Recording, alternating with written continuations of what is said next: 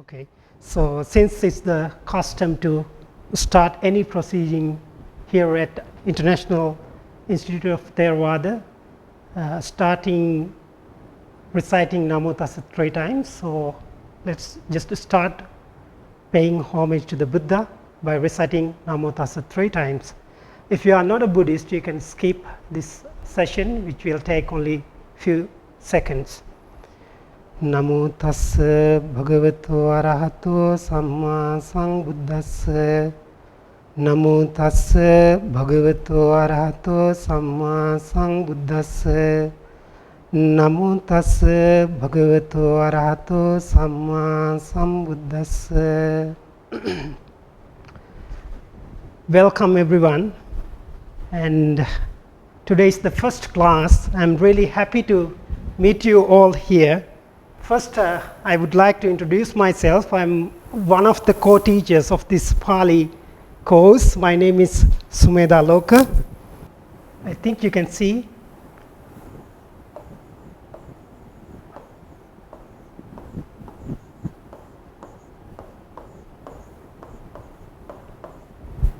It's all right you forget my name because my name is a little bit longer than others. Okay, you can call me Bhante as a general term. You can call me, address me, or any other monk using the term Bhante, which is a Pali word. Bhante, it's a Pali word. First of all, I would like to thank few people before we start our lecture. I would like to thank one of my friends from America who invited me to conduct this class. So first of all, I would like to offer my heartfelt gratitude for my friend inviting me to conduct this class.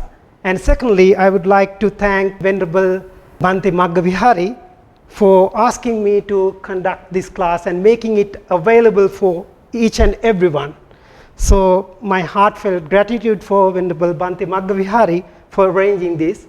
And also I would like to thank our technical team who is helping us all the time. And first of all, I would like to thank Venerable for arranging this, and right from the get-go, he's helping me with all his assistance. And also a huge thank you to everyone in our technical group, and also our head president of our institution, Bhante Devananda, for giving me encouragement all the time. And why not start with the Pali word again? Let's start with the Pali word for welcome, to welcome.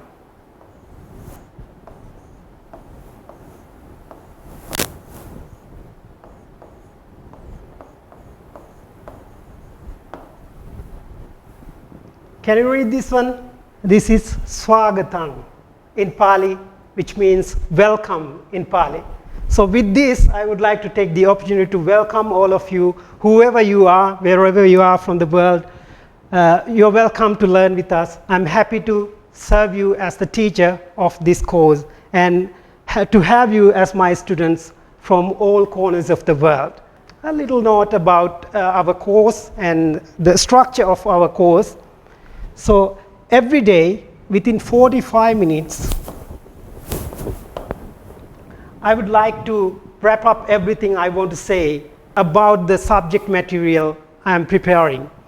And after that, there will be a little 15 minutes Q&A session. You can ask questions at that time. Make sure you type your question before asking any question, because we have sometimes internet connection problems.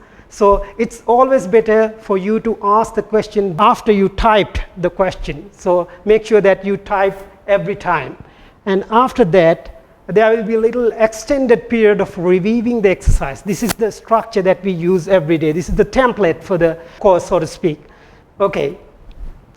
In today's lecture, I would like to give you background about what is the meaning of the word Pali. And also, I would like to introduce you to the Pali alphabet, and also the pronunciation, and also the parts of speech, and also some other grammatical aspects such as gender, case, number, and finally we are going to talk about R-stem nouns or declensions of R-stem nouns. Okay, so first of all,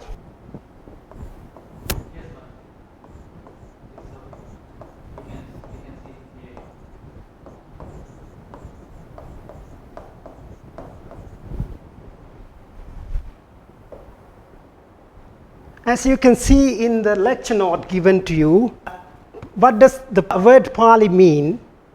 Let me remind you how you ended up being in this class. Few days ago, we shared a post saying that IIT Pali classes will be starting on today, and you somehow received that post, and the first impression that you got out of reading that note or the post is that this is something about a language. It's a language course. So this is the first usage of the word Pali in the modern day. So by Pali we understand it's a language. So it's an abbreviation for word, compound word Pali Bhasa. Pali Bhasa. Bhasa means the language in Pali, and the name is Pali Bhasa, language of Pali.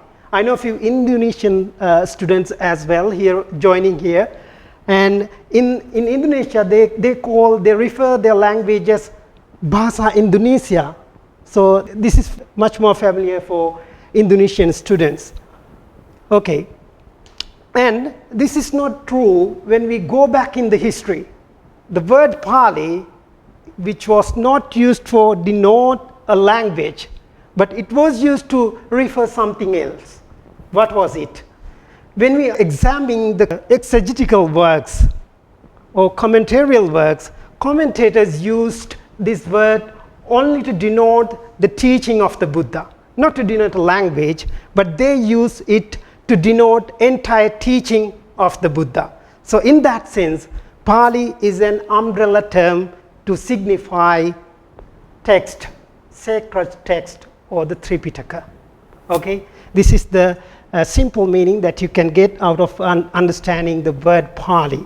Okay, so I just want to give you a little motivation to be in the course and move forward in the course. First of all, my preceptor used to give this advice all the time, so I thought it is really beneficial for you if you are joining and wanting to continue this course. This is a kind of a motivation. He used to say, being a remarkable person in terms of his practice and in terms of his memory, he used to say, there are 4 things in the world should be done at a slow pace, slowly by slowly. So this is a kind of a thing that you have to remember all throughout this course if you want to continue throughout this course. What are these 4 things? Let me write it down for you.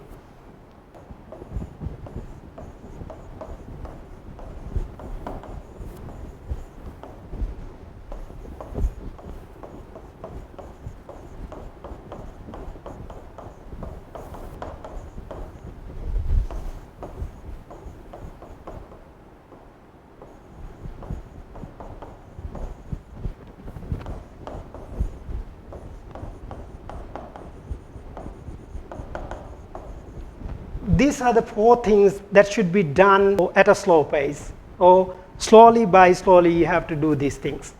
Learning a language or learning procedure or learning anything should be done at a slow pace. If you speed up this process, you won't be able to successful.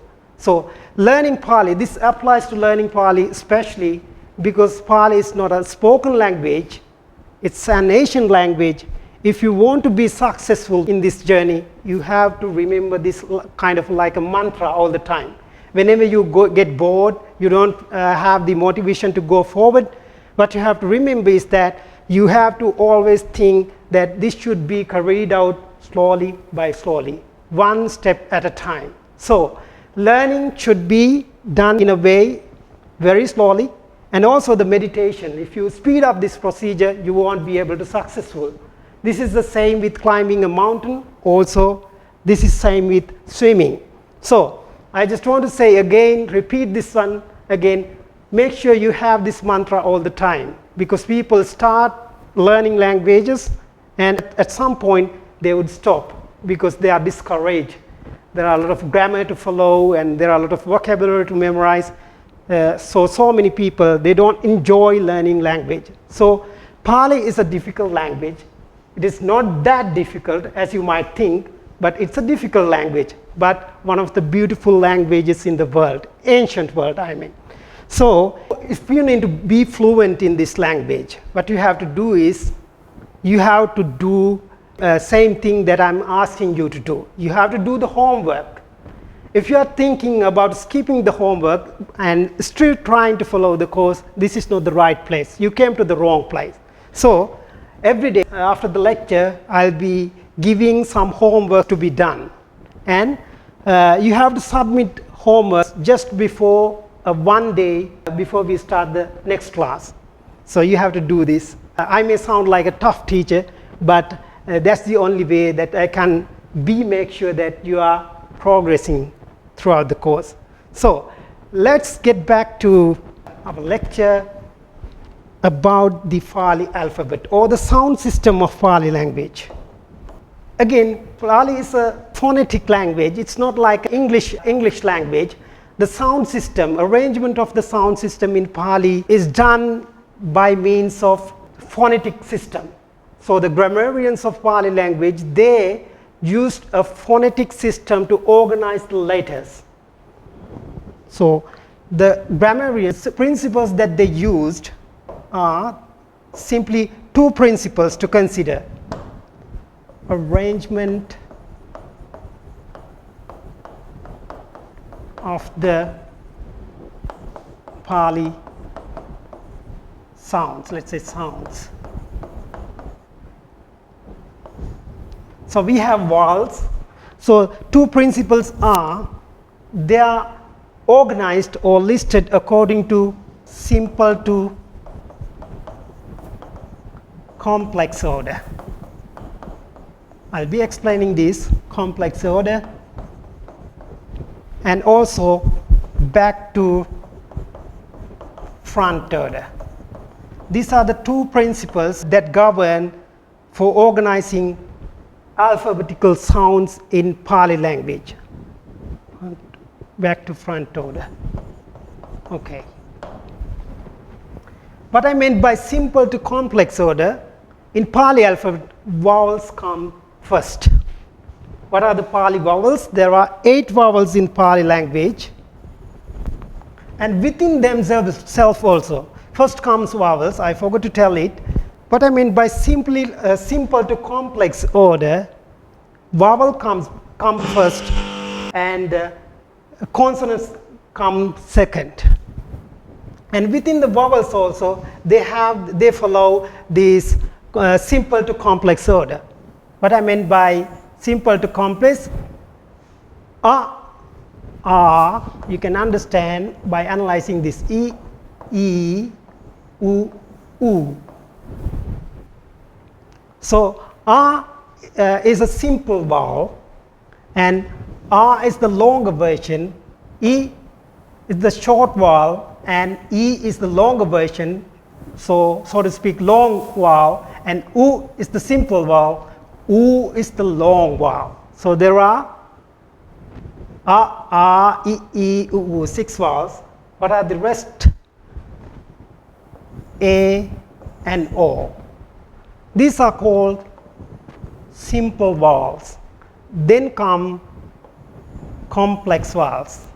Okay, so A and O, little note on A and O. A and O are called diphthongs.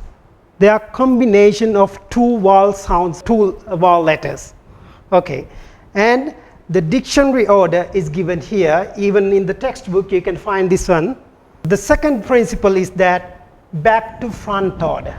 They are organized according to back to front order. What I mean by back to front order, the position they are generated in your mouth. Is a guttural sound. If you try to pronounce these letters,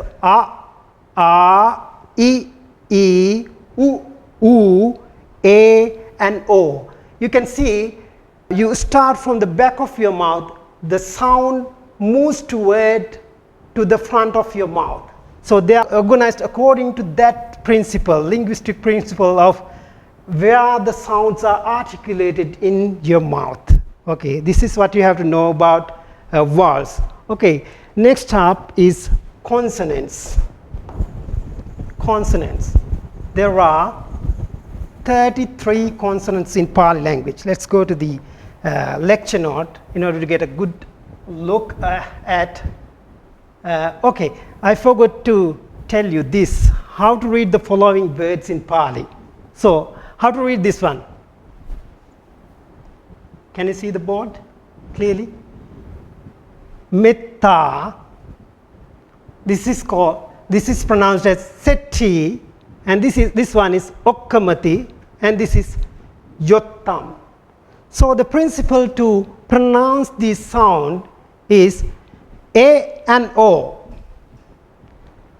Sometimes they are pronounced as short vowels, and sometimes they are pronounced as long vowels. So in order to pronounce them really correctly, you have to know where to pronounce them short and where to pronounce them long. At the end of a syllable, as in lobo here, lobo, a word for passion, craving, lobo. So this is a syllable, and this is the second syllable. If it occurs at the end of a syllable, O should be pronounced as long vowel. Okay, whereas if it is occurred before an ending consonant of a syllable, so this is the first syllable, met is the first syllable, and you can see it appears before the consonant of this syllable. So A should be pronounced as short here because it appears within a syllable followed by a consonant. Here it should be shortened. That means short, it should be pronounced short. And also kottako here, the same rule applies here. You can see O should be pronounced O, kottako, not kotako. We can't pronounce like that. So the same rule applies here. So here also you can see A should be long, pronounced long. So it should be pronounced as echo, not echo. So you have to memorize this syllable. So the traditional way of understanding this one, in traditional grammar we say, let's say metta, let's say this example metta. Traditional way, we understand that before a conjunct consonant, A should be pronounced as a short vowel.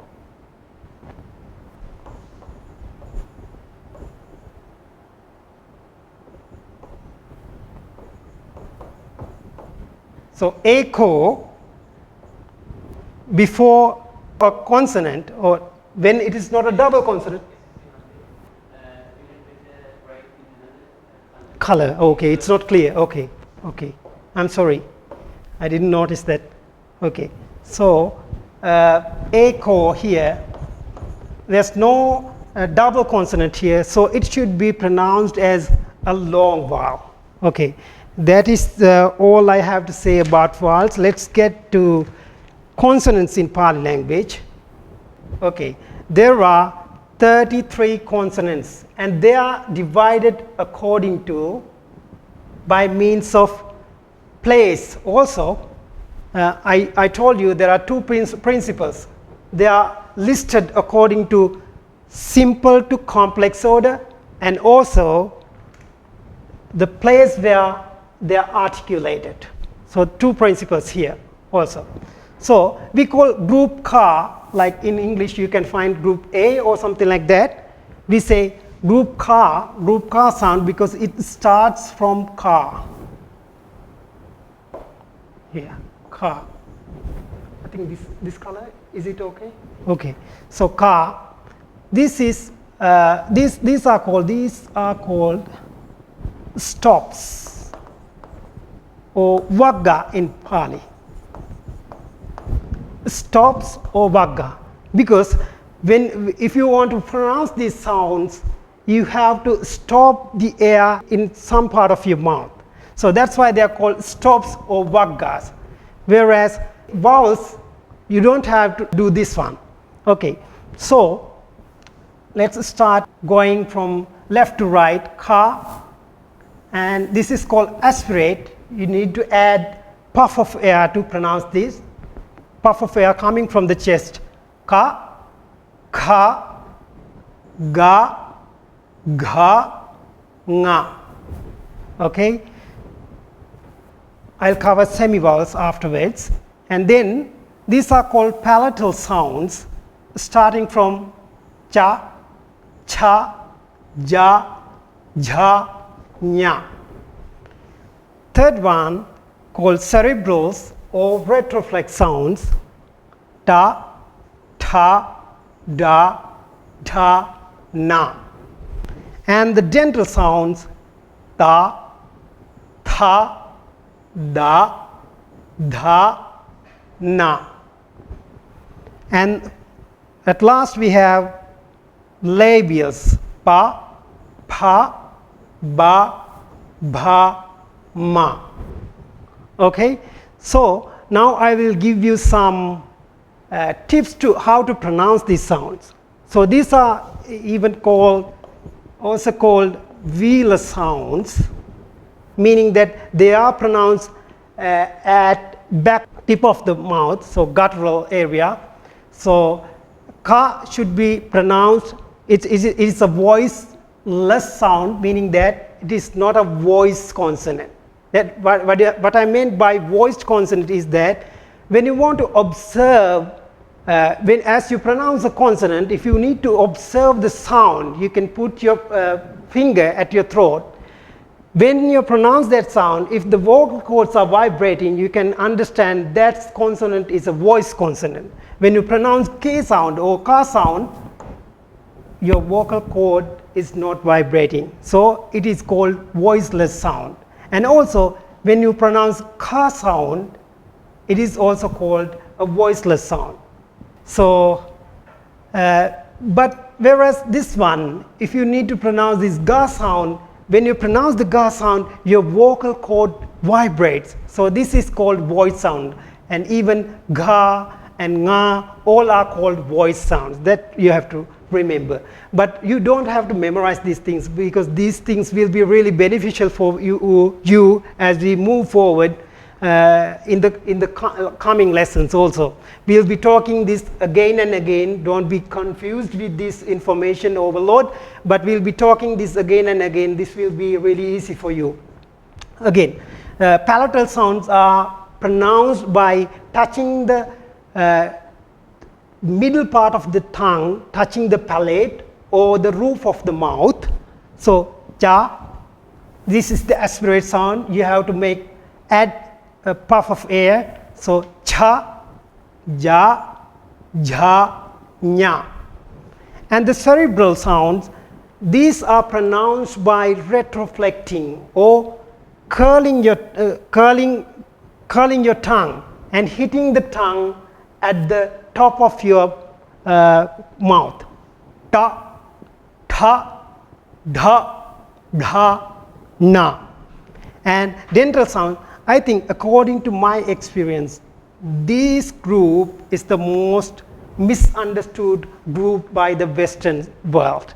So ta, when you want to pronounce this kind of sound, you have to stop the air, or you have to put your tongue at the very tips of your teeth. This is how you pronounce ta, tha, da, dha, na. This is, I mean, for Western people, they pronounce this dental sound as retroflex sound in Pali. When they want to pronounce Pali, for example, when you want to pronounce metta, they would say metta rather than saying metta. So dental sound should be pronounced as dentals. always. And the labial sounds pa, pa, ba, bha, ma. Again, we have semi-vowels meaning ya, and we have ra, and we have la, and we have la, two versions of la, and va sound, and also a sibilant called s sound. And also this is called aspirate, ha. So altogether we have 33 consonants, and also we have something called pionasal, which is written like this. Also in some books you can find this one like this, M upper dot or M under dot. So these are called semi-vowels. Why?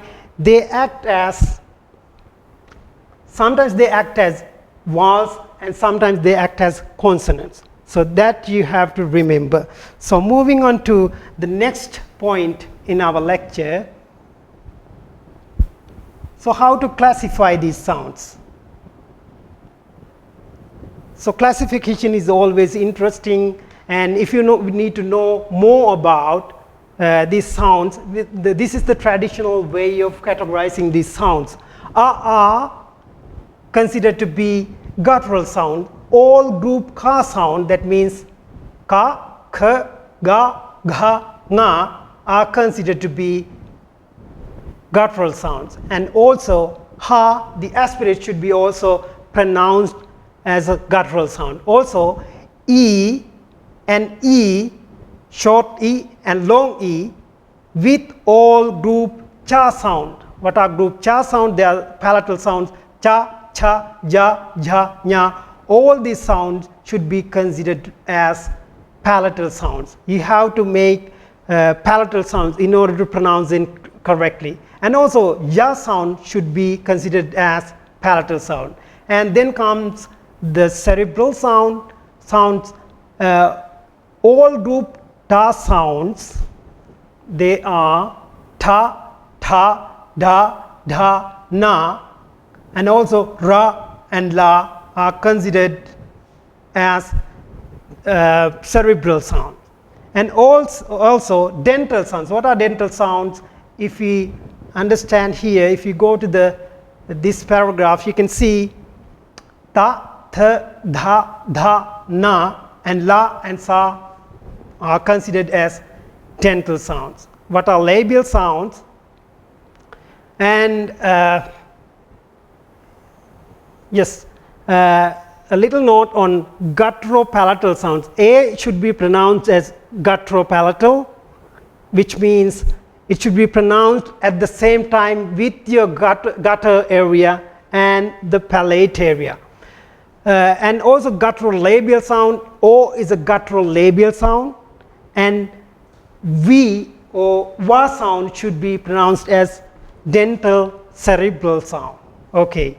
So the comparison of parts of speech. In English, there are 8 parts of speech, such as nouns, pronouns, adjectives, verbs, adverbs, conjugations, interjections, and prepositions. This graph tells you how Pali grammarians, traditional Pali grammarians, how they categorize these various grammatical aspects. For example, nouns, pronouns, and adjectives are categorized under the name, grammatical term, nama or nominal forms.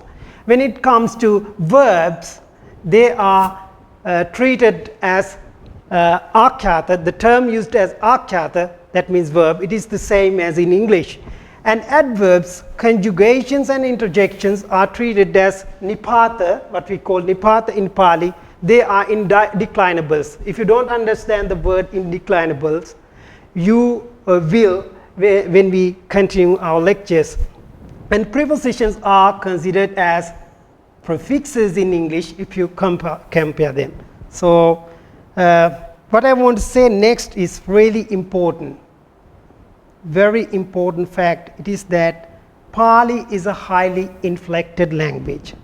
What I meant by this, each Pali word, if you understand closely, you can find Pali is an highly inflected language. What I meant by highly inflected language, at ending, if you closely look at the end of a Pali word, you can think of it as a word with a flexible end.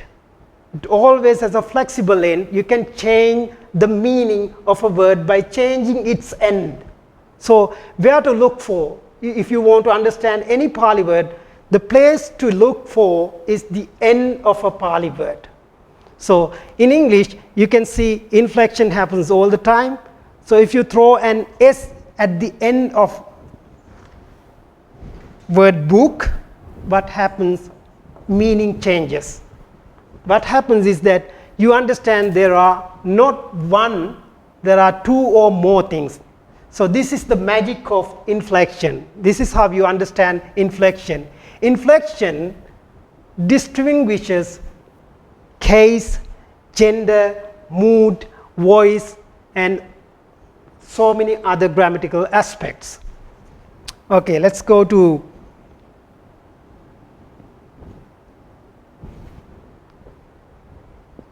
explain these three aspects. So grammatical gender, this is loosely connected with the biological gender.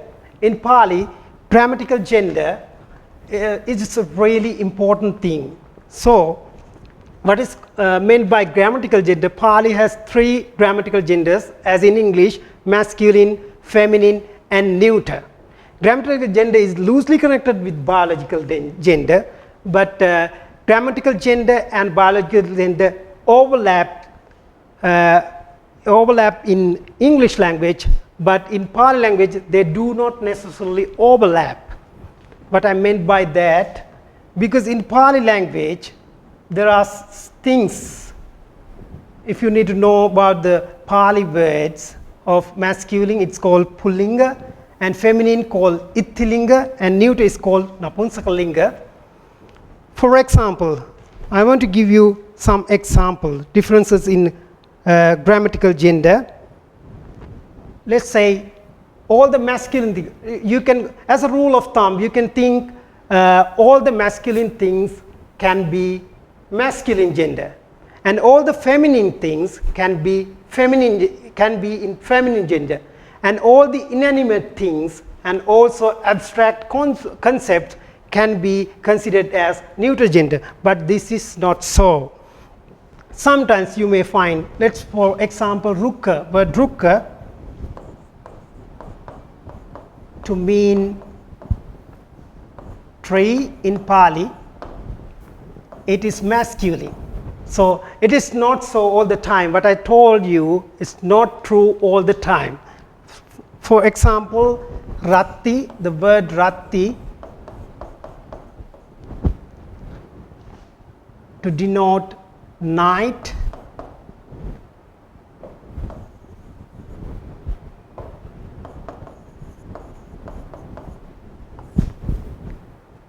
it's in feminine gender. How do I know this?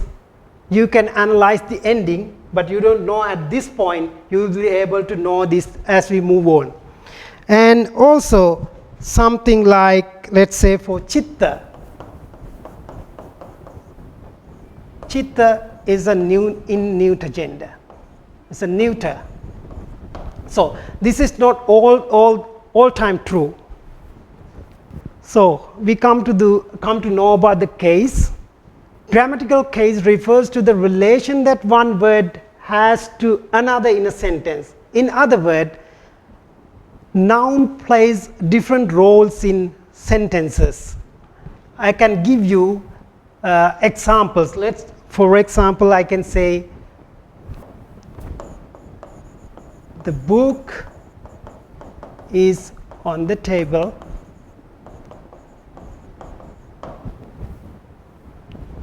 And also, can I go to this one? Yes.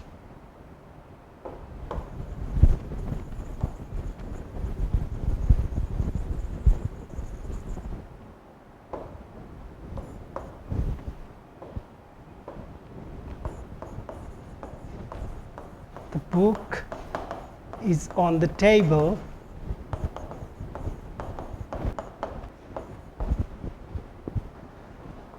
the child plays with the book.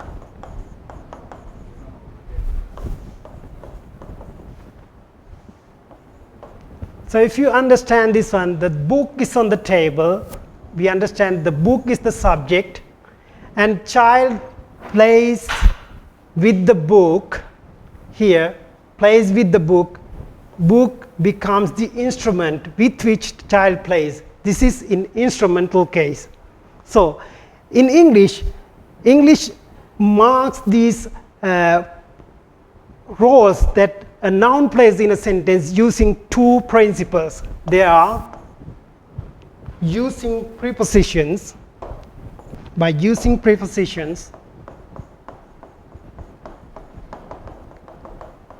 as in the example, you can see in the lecture note that I came with him.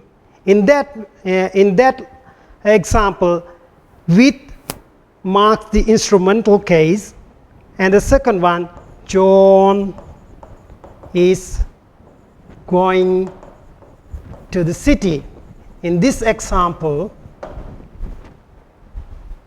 we can say goal of action is marked here to the city.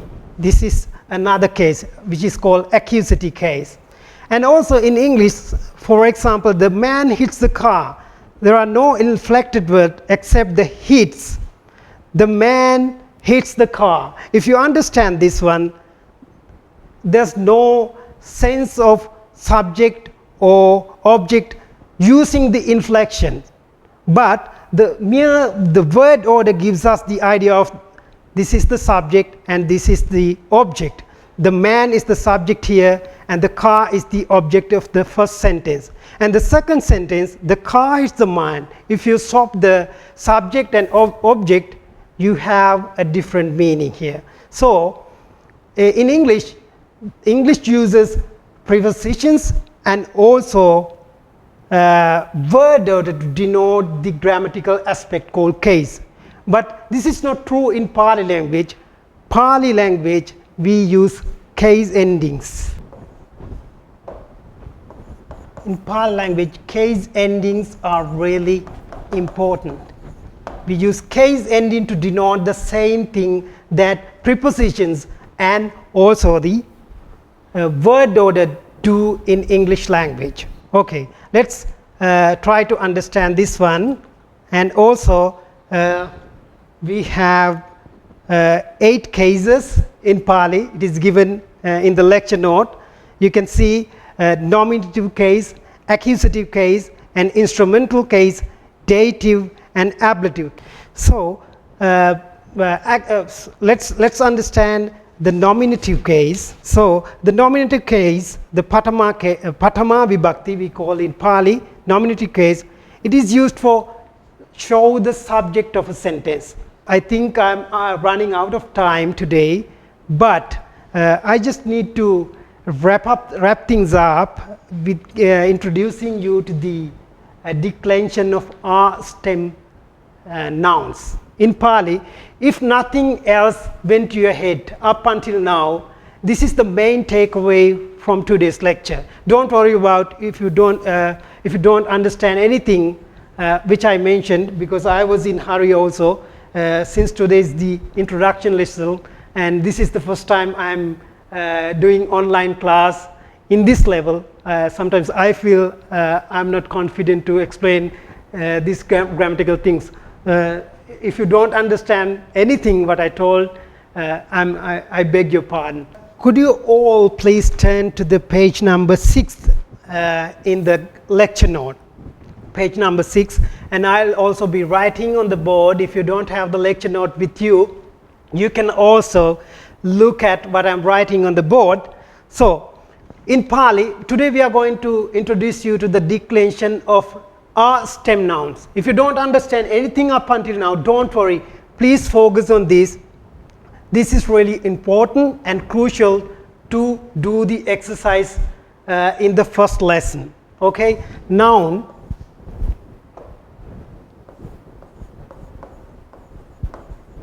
equals, you have to remember this formula in order to do the exercise in the lesson 1. Noun equals stem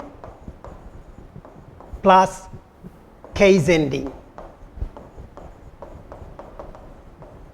Please memorize this formula in order to do the exercises in the first lesson in your textbook. Noun equals stem or case ending. I told you Pali has inflected endings. That means Pali is a highly inflected language. Stem is the grammatical form without a case ending. As in example, if you take English example, it's like book is the base word, and if you want to say books in English, this is the inflected part of that verb. So if you drop this one, book becomes the basic or the base or the stem of that noun. As in the same way, in Pali, let's say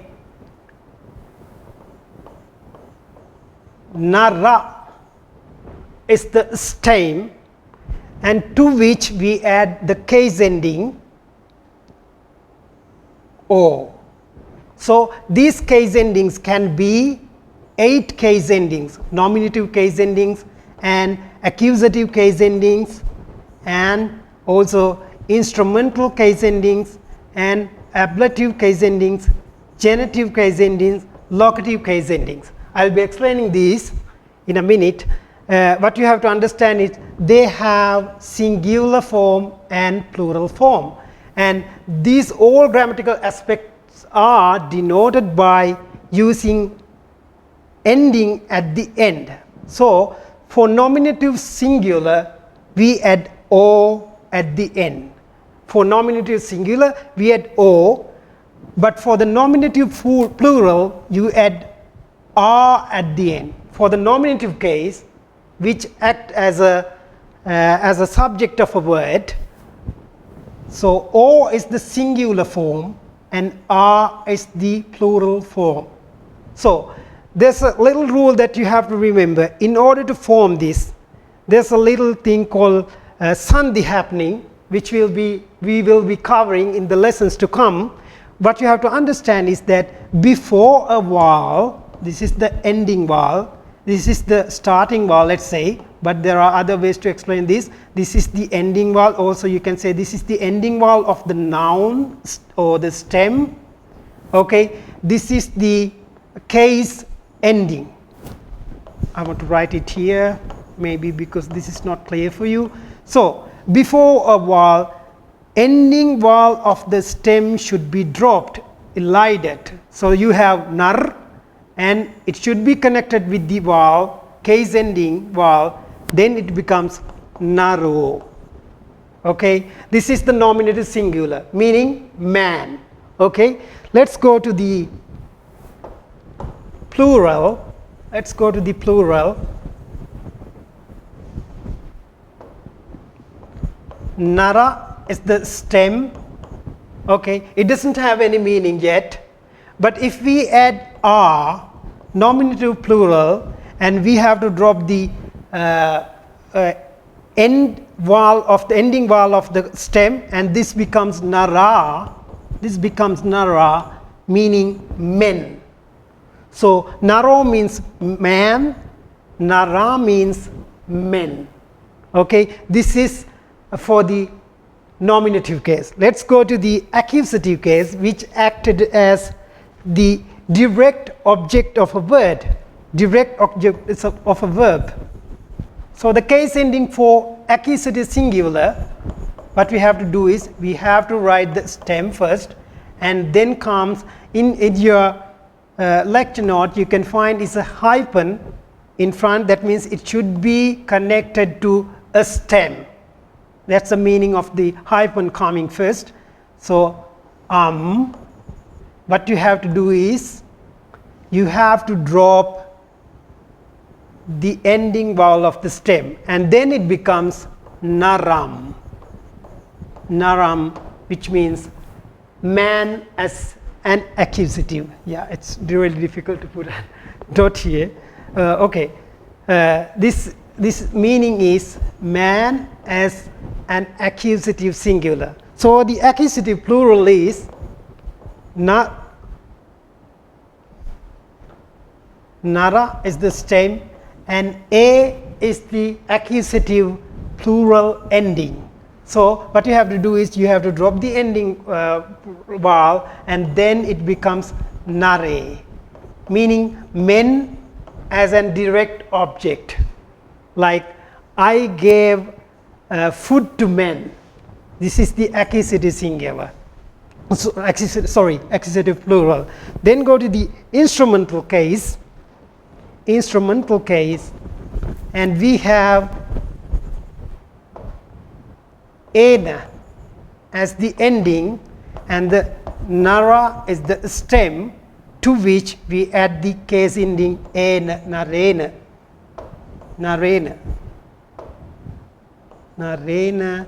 So what happens here, we have to drop the ending vowel of the stem, and then we connect, then it becomes narena. With man, you can't use articles. It is mentioned in the lecture note, narena, with man, or either you can say with a man. That's not wrong actually, but in order to translate it to English, you have to use an article, but this is not the case in Pali. You can't have articles in Pali. And the plural of this one is na. We have two forms here. We have two forms. We had nara, and we had ehi, and also abhi. So what happens here, we have to drop the ending vowel of the stem, and we connect, then we get narehi and narebi. This is the instrumental case of a plural, instrumental plural. And then we get dative case.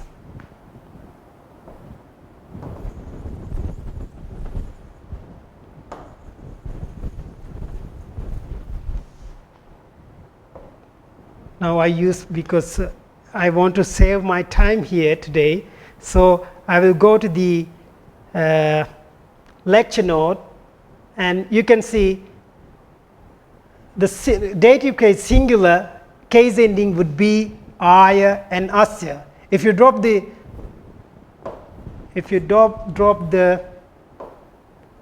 let's say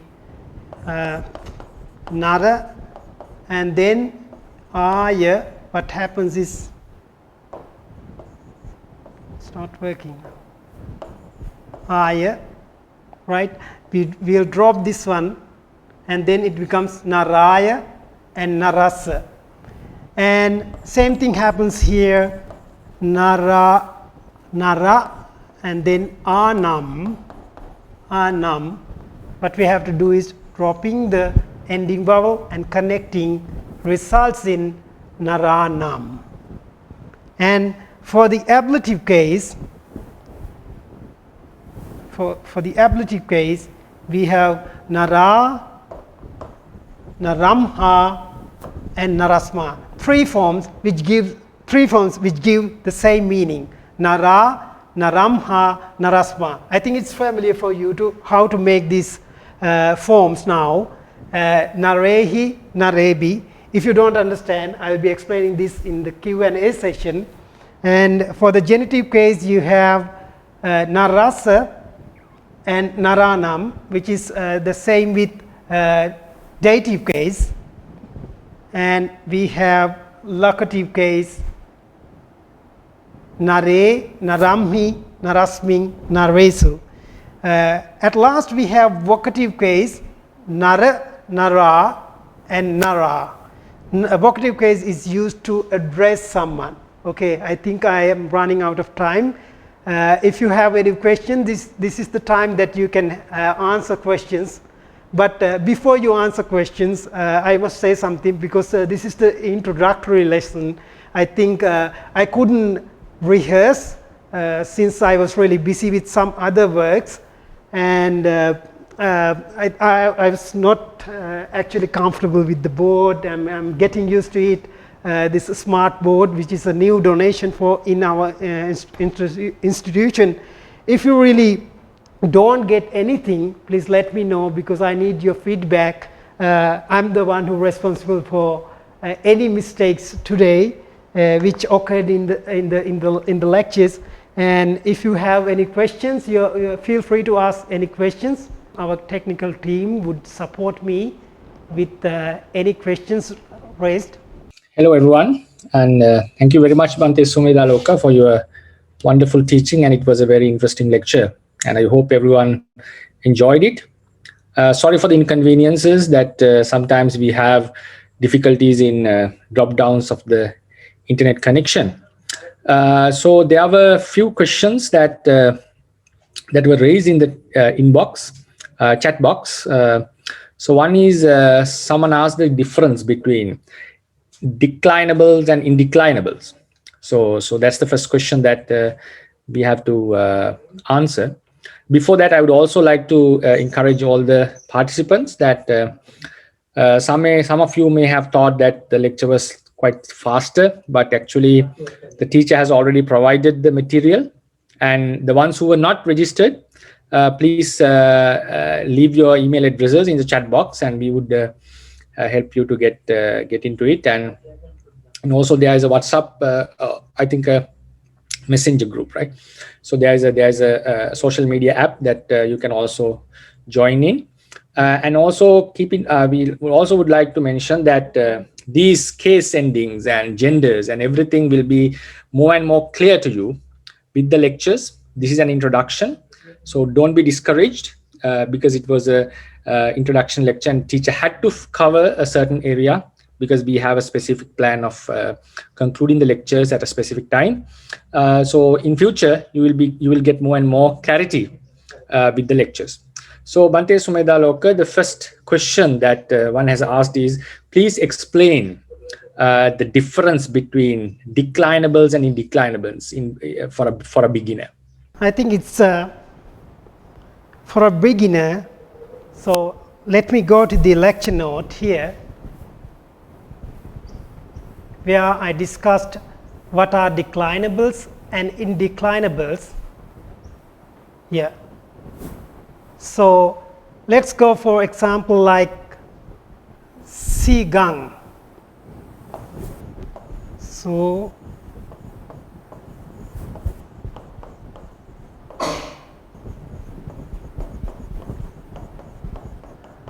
this is an example sentence where I can show you declinable along with the indeclinable. So is a Pali word to give the sense of he sighang gacchati.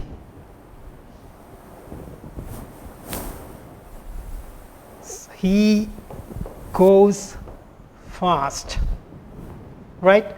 So fast, which denotes sighang, is called as indeclinable. So this cannot be declined in any case. This would stand all the time like this, as it is in a Pali sentence, wherever it falls in any sentence. But whereas so can be declined, like I can make this sentence as te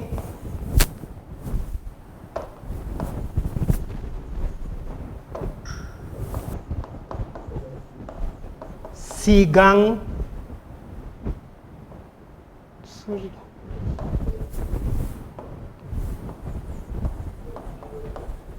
gachanti.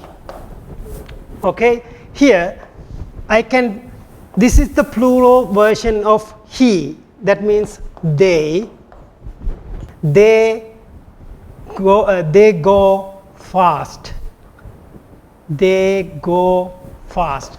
So sigang is an indeclinable, whereas so and also the verb can be declined we call it conjugations, but here also the changes occur in verbs also. But here this adverb is not changed in these two examples. I think this is clear for you. If you have any questions, you can raise. Yeah, so Bhante was mentioning that if indeclinable, the ending never changes, but if a declinable, the ending of the word changes according to under certain contexts. Thank you, Bhante, for your answer. And another question is, someone would like to know the difference, like briefly, the difference between the root, the stem, and the case ending. So if you could please give us an example. Yeah, that's a good question.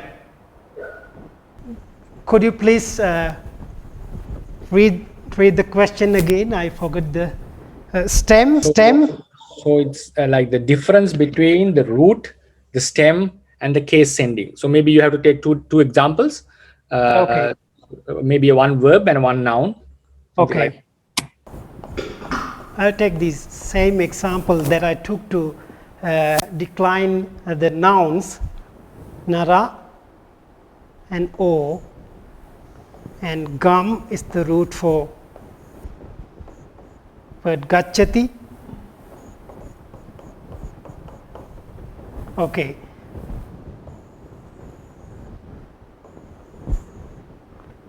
This is called nominal stem or nominal base, to which the case endings are added. So a form without any case ending added to it is called a nominal base or nominal stem. Whereas this is the same idea in a verb. If we break a verb into its component materials, we get a root and a conjugational sign and also a case ending. In this case, it's a verbal case ending. Here, it's a nominal case ending, and here, it's a verbal case ending. The crude form of a noun is called a base or a stem, and crude form of a verb is called a root, where two things are added. But whereas in nouns, only case endings are added to a stem, but in a verb, a conjugation, most of the time, a conjugational sign and a case ending, verbal case ending, two things are added to a verb. Yeah, thank you for your answer, Bhante. And one student want to know exactly which book we are referring to. Could you please write it on the board, the name of the book and the author? As a textbook, or may I know? As a textbook. Yeah.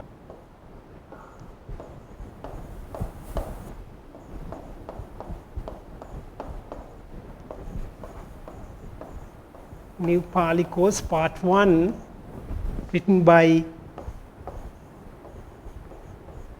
Buddhadatta Mahathera. I think it should be AP Buddhadatta. Okay. This is the book that we are using for the first level of our course. So another question has been posted. Someone asked the question, Dear Bhante, I have a question. In English, we have the article the or the to refer to a specific thing or person we are referring to. However, in Pali, there is no such an article. Hence, how do we show specificity in Pali language? I think the notion in English, when you are accustomed to see things in a way that in English has, your mind is accustomed. This is my short answer, but I'm not denying you that when you are translating Pali sentences into English, you can always have an article if you prefer to do so, but the article, the sense of article or the grammatical aspect of article never really happen in Pali language. That's my short answer, because you normally get used to Pali language without being using any article at all, but you understand the sense of a word. So in English language, you can see there's no rule. What you have to know is that there's no rule that there should be an article to understand the sense that a sentence gives. Even without an article, you can understand the idea that it says. Okay. So thank you. And also they sometimes use that so, te, right? Even sometimes yes. Like also we have, instead of articles, what you have to remember is that the function of article can be achieved by such demonstrative pronouns and also numerals. We have two aspects, but we can't call them as an articles. That's the problem, because they are different. They belong to different categories, but they give the sense of an article, but they cannot be called as an article. So that grammatical aspect, the idea is in Pali, but we cannot call them as articles. That's the problem, according to my opinion. Okay, thank you for your answer, Bante. And also would like to inform the participants that the book, the new Pali course, can be downloaded. I think the link has been already shared in the chat box, and it is available in, for example, in Sri Lanka, in bookshops, especially in the Buddhist Cultural Center in Tumul. But and also in some other countries also, the book is available. I'm not very sure whether the book can be downloaded from Amazon or any other platform. So would suggest that if someone is unable to get the hard copy, you can also refer to the soft copy, and the link has been already shared in the chat box. I think in India, most probably it will be possible to buy. I think so, because some have posted this question. So, and also there is a question by the audience that some were unable to join and some were late. So for the participants, is there a way that they can listen to the lecture? So please, could you please explain it to the audience? Yes, I mean this video, the lecture is being lively recorded and is stored in our Zoom cloud, and we'll be giving a link to watch that video afterwards if you miss any lecture. So what you can do is like send us a WhatsApp message or any other Telegram message or something like that, and our team would provide you a link with a passcode to access that video file, whereby you can watch and review and make sure that you don't post it anywhere, but in that way you'll accomplish that task as well. And also people asking how can they join, or how can they instruct someone else to join or to get registered? Could you please explain? Yes, there's a Google form which we posted a few days ago, and if someone wants it, they can be found on our website as well, I think. Yes, and also our Facebook as well, and also you can send me a direct message where I would be able to send it to you personally. And also some are asking how can they join into the social media group like WhatsApp or Messenger. Could you please also explain about it? Yes, in the Google form you can find a link whereby you can join our Telegram WhatsApp Telegram Pali group. But if you want to join the WhatsApp group, which is quite becomes quite complicated right now, but you can send me a direct link. I'll write my is it okay for me to write down my phone number? +94 77 0 11 3040. Okay, you can send me a WhatsApp message saying mentioning your name and that you want to join the WhatsApp group. Yeah, so for the last question for the day, actually one is one inquiry, like will there be any homework for the next week, and have you shared it? Someone was asking. Sorry, I didn't hear the question. Is there any homework for the next week, and have you? Yes. Yeah. Yes. You have to do the homework in the beginning of the first lesson in the textbook, which is the new Pali Course Part 1. Try to do it, but if you feel really difficult and the abstract and you don't get the point or something like that, leave those questions apart and do the easy one, but make sure you submit your homework before our next lecture starts. Okay, so the final question was posted, like the question was asked. Now someone has asked, so root nearly means bare form of the words in English, and case endings looks like the plural form, adjectives, nouns, and possessions. To add something to this question, like root is always related to verbs.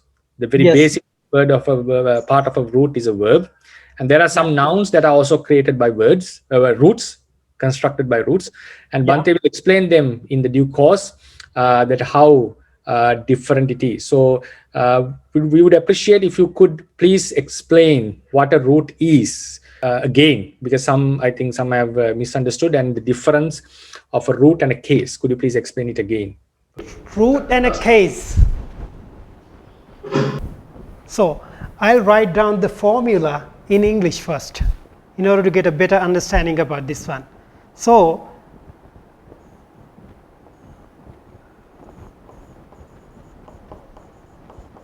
nominal base, which is also called nominal stem, plus case ending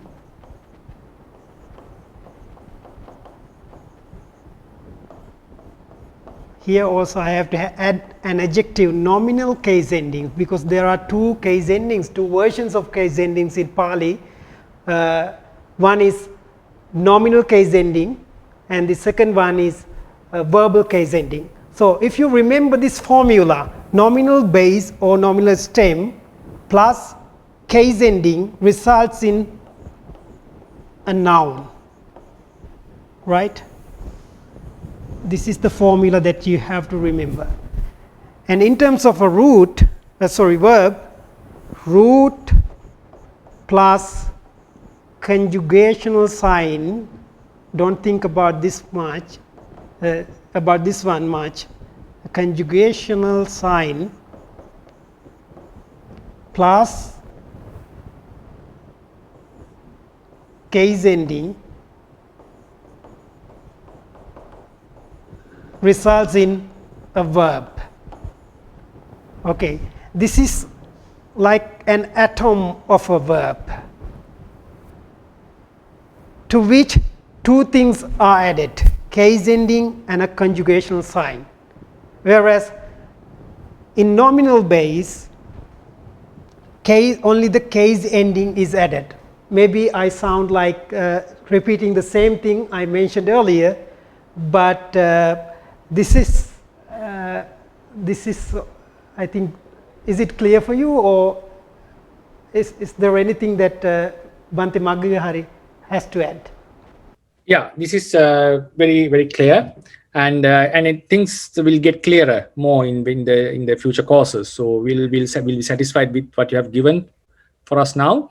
And also would like to add that some nouns, when we come into the word construction, sometimes nouns can be also made by roots. That is a completely different lesson that we have to study. Yes. So this is the very basic thing. So thank you very much, Bhante, for your lecture. It was a very wonderful one and clearly explained. And also thank you for all the participants who joined with us with the International Institute of Theravada. And we are planning to do this as a regular course, and we are planning to finish the 31 lessons of the new Pali course written by A.P. Buddhadatta, which is the very basic book that specifically the monks in Sri Lanka study the Pali. And it has shown its success, and it has been proven that it can be used as a very basic book to come into studies of Pali. So we welcome you all in this journey to study this language in which the Buddha's teachings has been preserved for thousands of years, and it's specifically the Theravada tradition is basically based on Pali language. So thank you very much, and we hope to see you in the next week at this time, and Yeah, so please, Bante may recite Buddha Sasanam Chirantittatu 3 times and conclude our lecture today. Buddha Sasanam Chirang Titthatu, Buddha Sasanam Chirang Titthatu, Buddha Sasanam Chirang Titthatu, Sadhu, Sadhu, Sadhu. Thank you.